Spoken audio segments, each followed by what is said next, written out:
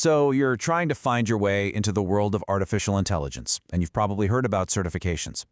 Well, today we're going to demystify a really interesting one, the Certified AI Associate. Let's dig into what this thing was all about. Have you been wondering, how do I get my foot in the door with an AI credential? What does a good foundational cert even look like? If that sounds like you, then you've landed in the perfect spot, because we're about to break down a really fascinating case study. The Certified AI Associate was basically designed to be that perfect on-ramp. It wasn't going to ask you to write complex code or solve insane math problems. No, it was all about the practical side of things. Understanding the basic ideas of AI, knowing how to use it responsibly, and, most importantly, seeing how it shows up in business tools like a CRM, a customer relationship management system. All right, so what did you actually have to know to pass this thing? Well, the exam was really built around a few core pillars of knowledge. Let's take a closer look. It pretty much boiled down to 4 key areas. First up, the basics of AI, specifically for CRM, like what's the difference between AI writing an email versus predicting a sale? Second, a huge one, responsible AI and trust. We're talking about things like bias and privacy. Third, data basics, why having good clean data is everything. And finally, how to actually use these AI features in your day-to-day job, whether you're in sales or service. Super practical stuff. Okay, but here's where the plot thickens. If you're sitting there right now thinking about scheduling this exam, hang on, because there is a very important update you need to hear. And here it is. This specific exam has actually been retired in the United States. That means that right now, you can't schedule a new attempt to take it.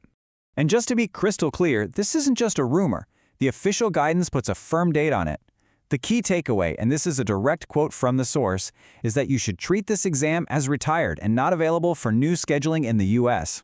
So, that's that. Now, I know what you're thinking. Wait, if the exam's gone, why are we even talking about it? And that is a fantastic question. The reason is that the knowledge, the actual concepts it tested, is more important now than ever before.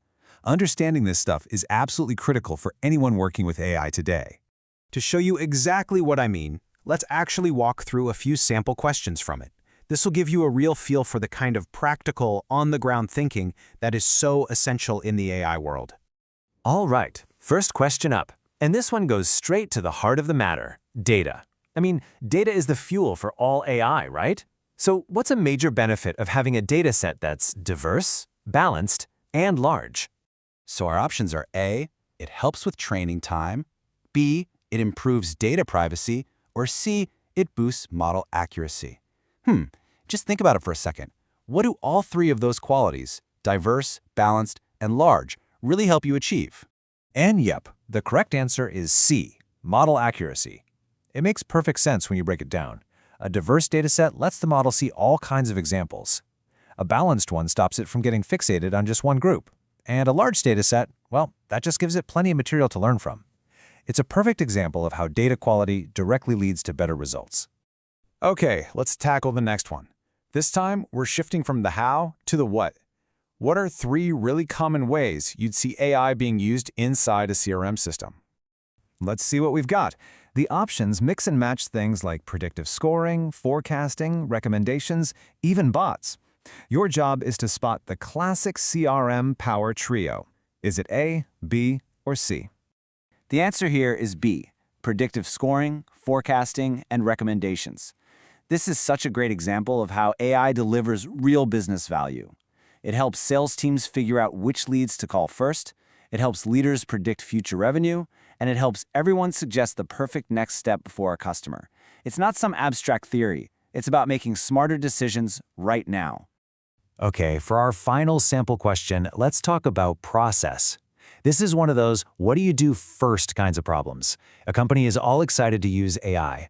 What is the absolute first thing they need to do to get their data ready? So our choices are all about the right order of operations. Should you start by removing bias? Or maybe figuring out what your outcome should be? Or do you first need to determine data availability?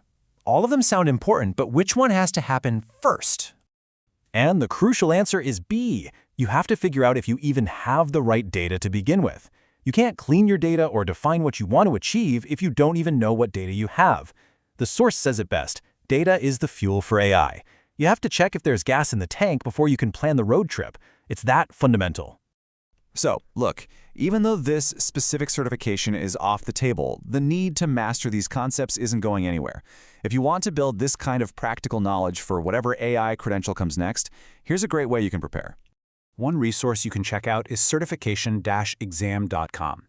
They've got tools built for exactly this kind of practice, like an online simulator that feels like the real exam environment, and even a mobile app, so you can get some practice in whenever you have a free minute. But the best part, and the key thing here, is the focus on building your judgment. With over 105 constantly updated questions, the whole point isn't to just memorize facts, it's to practice applying these ideas to different situations over and over until it becomes second nature. That's how you build a real understanding that's going to help you on any exam, now or in the future. And that really brings us to the big takeaway here. In a field that moves as fast as AI, certifications are going to evolve, they'll come and go. The real challenge, the real skill, is proving that you get the principles behind the technology. So as you move forward, just ask yourself, how am I getting ready to explain not just what the right answer is, but why it's the right answer?